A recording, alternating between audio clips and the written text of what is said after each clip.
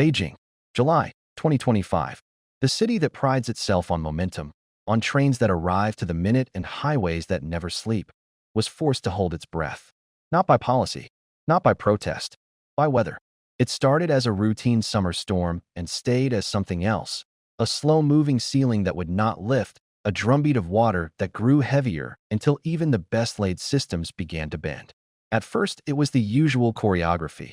Umbrellas snapping open at subway exits, scooters easing to the curb, vendors tugging tarps over fruit stands. But the rain refused to turn into drizzle. It thickened. It pressed. You could hear it in stairwells, a waterfall sound where stairwells should be quiet. You could hear it on the glass, a steady rattle turning into a roar. Forecasters flashed warnings, but in living rooms and offices the sound of the rain was louder than any alert. By the second day, the city's shallow bowls filled first, underpasses, viaducts, the slight dips in arterial roads where drivers normally never slow. Headlights blurred into yellow ribbons underwater. A sedan stalled near the on-ramp. Then a second car nudged to a stop behind it. Within minutes there was a line of stranded vehicles, their wipers still sweeping a rhythm that no longer mattered. Pedestrians traced new paths, up onto median barriers, through shop doorways, along handrails that felt too close to the flood. Below ground, the metro took the impact like a lung inhaling more than it could hold.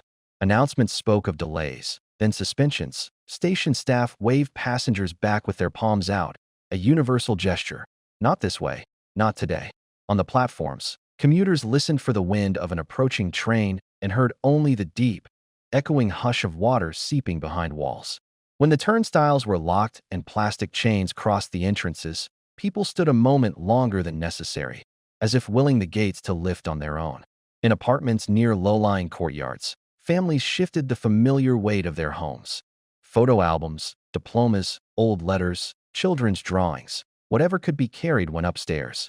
A father dragged a refrigerator onto blocks and then stepped back, his shoulders wet, trying to judge the future height of water against a kitchen tile. A mother lifted her toddler and said, "We're going to make a game of the stairs, up and down. Count with me. 1, 2, 3, because numbers were a kind of ladder and ladders meant safety. Across the river, a delivery rider stopped under a bridge, the rain loud enough to drown out his engine. He pulled off his helmet and shook out the water, then stared at his phone, where the map still showed the quickest route through streets that no longer existed as streets. He swiped away a customer message that said, "Hurry please, somewhere else." Someone still thought time moved in the old way. When disasters are tallied, they get flattened into digits. At least dozens dead, tens of thousands displaced, losses in currency with too many zeros. But every number drags a story behind it, and stories have weight. In Miyun, the water rose through a care home for the elderly faster than anyone believed it could. Staff moved residents floor by floor, power cut, stairwells turned into columns of damp air, phones went dark. By the time rescuers forced the doors, silence had settled where voices had been. Outside, families clutched one another without words. In a city that speaks in scale, that building became a small, brutal measure of the storm. On a ring road, a bus driver watched the line of brake lights disappear into brown water. He opened his doors and told people to step up onto the seats, then onto the rails, then higher. A rescuer in an inflatable boat tapped on the window with a gloved hand. Together they broke glass and passed out passengers one by one. The rescuer saying, "I've got you. I've got you," to strangers whose names he would never learn. Later, someone posted a video online, and you could hear the soft chorus of sorry and thank you in the same breath. Elsewhere, a mother lifted her baby as high as she could over her head and called out, "Take him first. Please take him first." A volunteer reached for the child, then reached back for her hand. They stepped into the current that tried to tug them sideways and made it across a street that had become a channel. The damage was not only written on faces. It ran through concrete and steel. Expressways, the city's hard lines, went soft underwater. The sixth ring looked like a quiet river where the sound of tires used to hum. Pedestrian tunnels echoed with the slap of waves. Bus depots became shallow lakes. In some districts, the power blinked and did not return, leaving stairwells dark and elevators idle.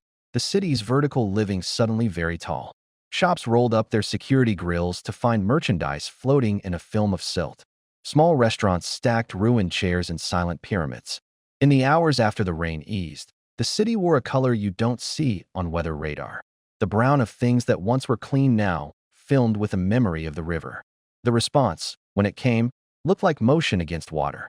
Soldiers laid sandbags into makeshift walls, their uniforms soaked to a darker shade. Firefighters waded lines through intersections and tapped car roofs. Is anyone inside? Helicopters hovered low enough to set laundry lines trembling.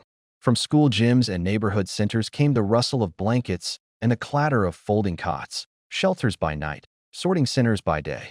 Volunteers wrapped hot meals in plastic and walked them out, steaming, into air that smelled faintly of rain and gasoline. A directive went out for all-out rescue. Money, manpower, logistics were pulled into alignment. But rescue and reckoning ran side by side. Why warnings that felt too late in some neighborhoods? Why promises to upgrade drainage after earlier floods turning out to be promises still in draft?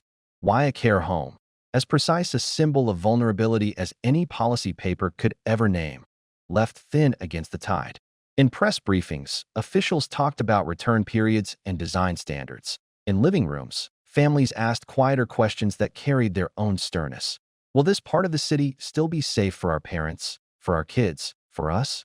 To understand the storm, you had to look up.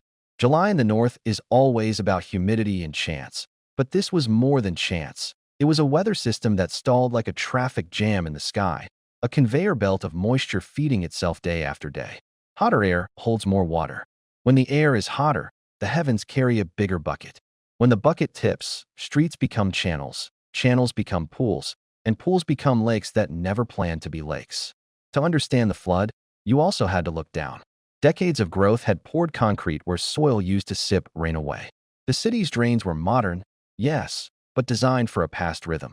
Water that once would have soaked into fields now ran by the shortest route to the lowest point. Every curb funneled. Every curb failed. Engineers will tell you about return period storms and the way design baselines turn obsolete under a warming atmosphere.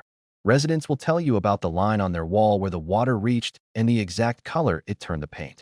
This wasn't the first time the city learned how heavy water can be. The year was different then. The numbers were different. The neighborhoods had other names. But the feeling of walking back into a home and finding the shape of your life rearranged by a force that does not apologize was the same. History does not repeat cleanly, but it rhymes. You could hear the rhyme in the squeak of rubber boots on wet floors and in the way people used the word again without quite meaning to. When the rain stopped, it didn't stop everywhere at once. It backed away like a tide with no moon to guide it. The last drips from overhangs, the dull glitter of puddles and crumbled asphalt, the way plants shook themselves free one leaf at a time. These are the quiet scenes of recovery that rarely make the cut. Then came the heavier work. Hauling out couches that held more water than they should, lifting warped cabinet doors from damp hinges, carrying sopping books that opened to pages welded shut. A city has a sound when it rebuilds. The thud of ruined things into trucks, the scrape of push brooms, the measured cadence of instructions shouted floor to floor. Promises followed. There would be new channels cut to relieve the old ones, sensors that speak faster to sirens, shelter systems mapped with a finer eye for who needs help first. There would be budgets, and then the eternal questions that walk behind budgets. When, where, who, how much. Meanwhile, neighbors compared notes on which stairwell stayed dry longest, which shops sold out of batteries first, which street seemed to drain better than it used to, and which became a lake too quickly to explain. On screens far from Beijing, maps of the country lit up in blue and red, and the story of one city braided with the story of many.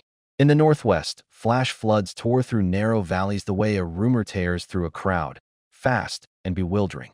In the south, saturated hillsides let go all at once.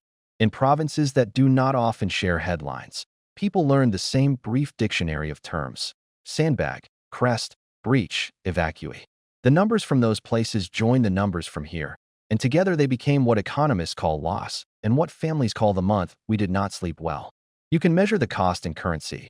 You can measure the cost in hours of overtime and kilometers of road resurfaced and tonnage of debris carted away. But there is a subtler arithmetic that runs beneath policy. Children who now look up at the ceiling during a heavy rain and count without knowing they are counting. Elderly residents who place slippers on chairs before they go to bed because the memory in their hands learns faster than the mind. Shopkeepers who keep a second ledger for the cost of drying out. And yet, as always, the city's muscle memory for ordinary time returned. Lights blinked back awake in towers. The metro lifted its plastic chains and swallowed the morning crowds. Buses hissed into stops with the relieved sound of air brakes. In parks, grandparents traced slow circles beneath plane trees that had shaken off their water and stood with the calm of old witnesses. In the evening, the skyline glowed as if nothing had interrupted it. It is tempting, then, to think that nothing has changed. But something has. The flood drew a clean underline beneath the sentence that climate scientists have been speaking for years. The curve is bending toward extremes. What used to be called a once-in-a-century downpour feels closer now, and the calendar for readiness must move accordingly. The built world, impressive as it is not a treaty nature has signed. Design is a promise. Storms are a test of what the promise was worth. There is, too, a catalog of strengths worth keeping close. The way strangers steadied one another on slick steps. The speed with which an ordinary gym became a bright, orderly room with cots and thermoses and a corner for children's drawings. The flat, generous tone of the person on a rescue line saying, "I see your building. Stay where you are. We're coming." The habit of neighbors to knock on a door one floor down or one floor up just to say, "Are you all right? Do you need a phone charger? Do you need hot water?" None of this shows up on a lost spreadsheet. All of it carries a city through. So the question turns, as it must, from what happened to what happens next. If more water is in our future, where will it go when it arrives? How do we map routes for it that do not cross living rooms? Which protections work at the right scale? A culvert here, a park built like a sponge there, a reservoir that is also a landscape people love enough to protect. Whose voices get a seat when safety is planned? The engineers, yes, and the hydrologists, and also the care workers who knows which residents need help before the lights go out. The answers are not mysteries. They are work. Months from now, you will be able to walk down the streets that were photographs of water and recognize very little of what they went through. That is how cities survive. They heal in public and pretend they were never wounded. But if you ask the people who carried their lives up stairwells and then back down again, they will tell you about a thin film the mop never quite catches. About the smell rain leaves behind in a room that once was dry. About the list they keep near the door now for what to grab if the weather app turns the wrong color. The flood did not ask permission to enter Beijing. It will not ask permission where it goes next. It will visit other places on the same map and places that don't share a language but will share a headline. The task, then, is not to be surprised. The task is to be ready in ways that are measurable, in kilometers of pipe and megawatts of backup, and ready in ways that cannot be graphed, in habits and reflexes that move faster than water. When the next storm assembles, because storms always assemble, whether or not we are watching, you will hear the first clean taps on the window and think only of weather. Then you will remember this summer, and the quiet that followed the sirens, and the way the city learned to breathe under a heavier sky. You will look at the street outside and measure its slope with your eyes, and you will notice where the drains are, and you will know who on your floor needs a knock first. Cities are not only buildings and roads. They are the agreements people make about how to look after one another when the usual order fails. That agreement held. It can hold better. Between one rain and the next, there is a window for work, and work is what endurance looks like when the water is gone. The waters receded. The city dried. Life resumed. But the lessons stayed. The line between routine and rupture is thinner than it feels on a clear day. The flood, like any teacher worth listening to, left homework. We know the assignment. The grade comes later.